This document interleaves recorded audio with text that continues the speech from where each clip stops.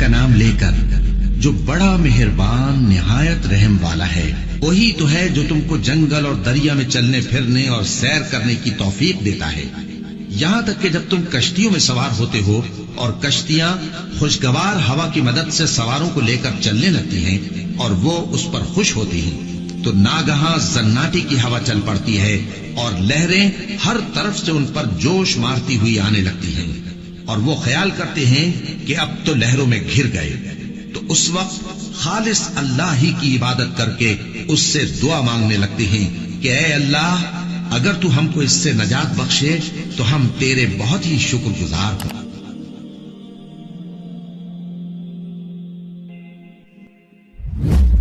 اب وہ مثال آ رہی ہے جو میں نے سورہ یونس کے تعارف میں بھی بیان کی تھی، هُوَ الَّذِي يُسَيِّرُكُمْ فِي الْبَرِّ وَالْبَحْرِ، وہی ہے جو تمہیں سیر کرواتا ہے خشکیوں میں بھی اور سمندروں میں بھی۔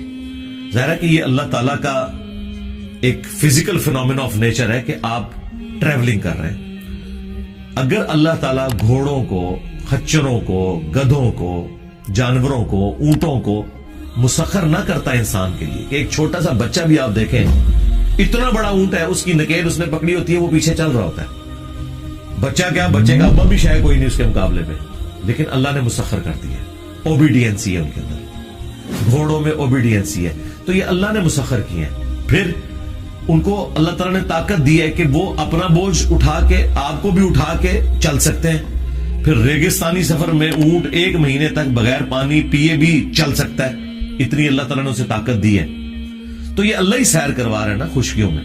اسی طریقے سے اگر فورس آف بوئنسی، قوت اچھال جو پانی کے اندر موجود ہے وہ نہ ہو تو بحری جہاز تو نہیں چل سکتے۔ بحری جہاز کیوں تیر رہے ہیں سمندر کے اوپر؟ کہ سمندر کے پانی نے اس وزن کو اٹھایا ہوا ہے، اور لاکھوں ٹن وزن کے، ہزاروں نہیں سرکار، لاکھوں ٹن وزن کے بھی بحری جہاز موجود ہیں۔ ایک سوئی تو ڈوب جاتی ہے، بحری جہاز نہیں ڈوبتا۔ ظاہر ہے کہ اس کو ڈیزائن کیا جاتا ہے اس اعتبار سے کہ اس کا سرفیس ایریا اتنا ہو کہ پانی جو ہے وہ اس کو اٹھا سکے۔ اگر وہ سرفیس ایریا کم کر دیں گے تو وہ بھی ڈوب جائے گا۔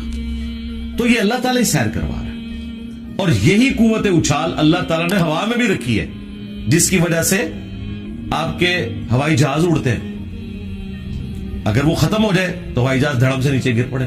اور ایئر پاکٹس آتی ہیں، چائنا ٹریولنگ کے دوران بھی 1-2 دفعہ ایسی ایئر پاکٹس آئیں، یہ مجھے خود تجربہ ہوا ہے اس حوالے سے۔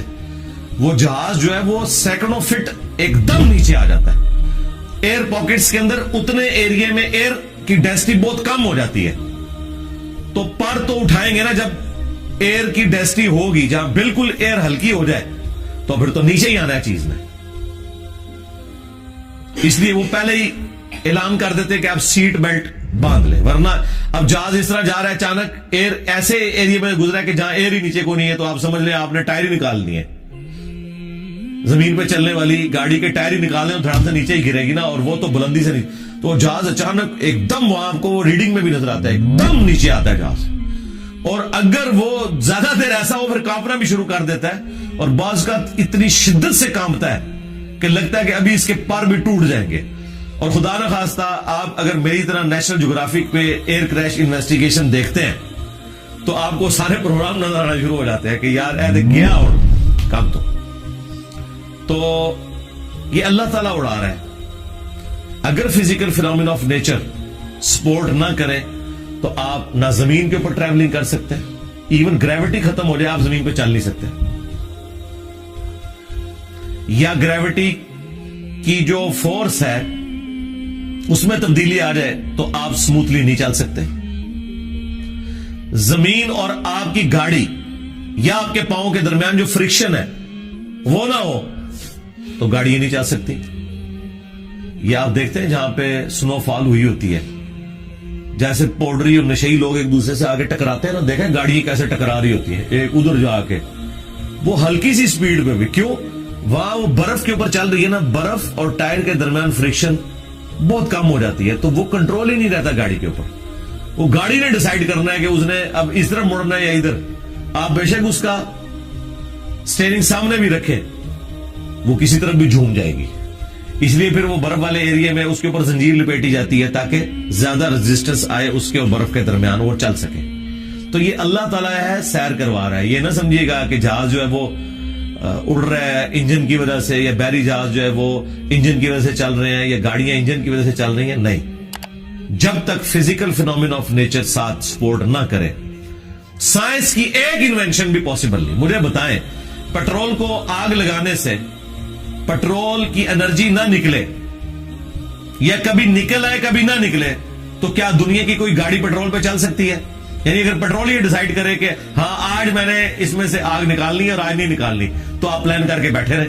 وہ ہر دفعہ آگ نکالے گا, اتنا اوبیڈینٹ ہے پیٹرول. تو ہر دفعہ آپ انجن اپنا سٹارٹ کر سکتے ہیں. ورنہ اگر یہ وہ ڈیسائیڈ کرے کہ اس دفعہ میں نے آگ دینی ہے اس دفعہ نہیں دینی, تو آپ دنیا کا کوئی کام نہیں کر سکتے. کوئی انوینشن بھی نہیں ہونی تھی. انوینشن کی بنیاد ہی اس بیس کے اوپر ہے کہ آپ بار بار اپنے معاملات کو ریپیٹ کریں گے, وہ اسی طریقے سے چلیں گے. آج تک آپ نے سنا ہے کہ ایک کسائی نے چھری تیز کی ہوئی ہو اور وہ جانور کی گردن پہ رکھے اور چھری آگے سے چلنے سے انکار کرتے نہیں. یہ تو ہو سکتا ہے وہ اتنی تیز نہ ہو اور چلنے میں مشکل کرے, لیکن جب تیز ہو یہ ہو ہی نہیں سکتا نہ چلے, ورنہ تو یہ سائنس پاسبل ہی نہیں ہے نا. وہ ہر دفعہ چلے گی. اس طرح جو ٹوکا رکھا ہوا ہے, علماء والا ٹوکا نہیں, یہ جو کسائی والا ٹوکا, وہ انہوں نے تیز کیا ہوتا ہے. وہ جتنی دفعہ مارتے ہیں گوشت کے اوپر, گوشت دو ٹکڑے ہوتا ہے. کبھی ایسا نہیں ہوتا کہ وہ ٹوکا مارے اور وہ اسے دو ٹکڑے نہ کرے یا اس کو وہ اس طریقے سے کاٹے نہ, ورنہ تو ٹوکا بنانا ہی نہیں تھا سائنٹسٹ نے. یا ہر ٹوکے کے اوپر لکھا ہوتا ہے کہ 1000 دفعہ چلائیں گے تو انشاءاللہ ایک دفعہ کٹنے کی امید ہے, کیونکہ وہ تو ٹوکے نے ڈیسائیڈ کرنا تھا. سائنس اس لیے پاسبل ہے کہ آپ ایک تجربے کو بار بار ریپیٹ کریں گے, بار بار وہی رزلٹ نکلے گا. کبھی بھی وہ نافرمانی نہیں کرے گا سسٹم. یہ وہ چیز ہے جس کو اللہ تعالیٰ نے فرمایا کہ ہم نے زمین و آسمان کو مسخر کر دیا تمہارے لیے. یہ ہمیشہ ہوگا کہ جب بادل پانی اٹھا کے آئیں گے, آپس میں ٹکرائیں گے تو بارش ہوگی. یہ اللہ نے فزیکل فینومین آف نیچر رکھ دیا. اور یہ اللہ نے فزیکل فینومین آف نیچر رکھ دیا ہے کہ زمین میں آپ جب بیج بوئیں گے, اس میں پانی ڈالیں گے تو کھیتی نکلنی ہے.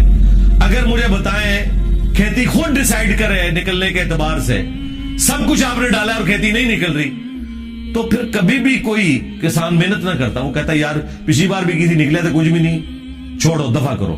دنیا کا نظام چل ہی نہیں سکتا. اس لیے اللہ تعالیٰ اسے اپنی طرف منسوب کرتا ہے کہ ہم ہیں جو تمہیں خشکیوں میں, سمندروں میں, اور اب ایڈ کر لیں ہواؤں میں بھی لے کے پھرتے ہیں.